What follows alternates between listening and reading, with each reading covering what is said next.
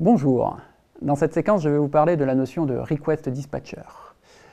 Donc Request Dispatcher, c'est un mécanisme qui est associé au servlet et au JSP et que l'on pourrait traduire par aiguilleur de requête.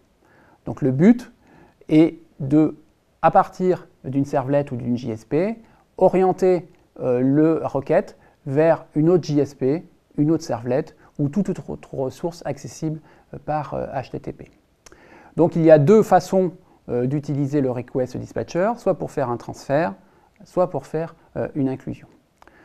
Dans le premier cas, qui est illustré ici avec ces trois lignes de code, on va récupérer l'objet RequestDispatcher en appelant tout simplement la méthode getRequestDispatcher sur la requête HTTP et en appelant après la méthode forward avec les deux paramètres request et response.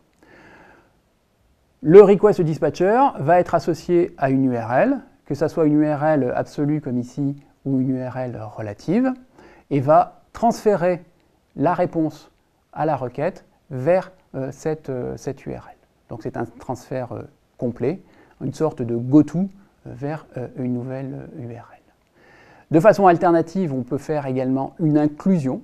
Donc dans ce cas-là, on va inclure du contenu dans la requête courante. Donc la requête courante va rester d'actualité et on va venir la compléter avec du contenu inclus. Et dans ce cas-là, la seule chose qui change, c'est que l'on va utiliser la méthode include plutôt que la méthode forward. Ici, j'ai utilisé une URL relative. On pourrait également utiliser une URL absolue. On peut passer des paramètres à une requête incluse ou à une requête transférée de deux façons, soit en utilisant une query string dans l'URL, c'est-à-dire soit en rajoutant des paramètres après point d'interrogation dans l'URL. Ici, je rajoute deux paramètres, page et tree, page qui vaut 42 et tree qui vaut oui.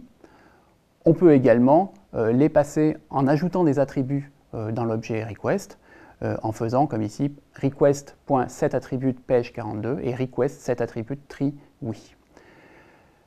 Dans un cas, on va récupérer les paramètres avec getParameter, dans l'autre, on les récupère avec getAttribute.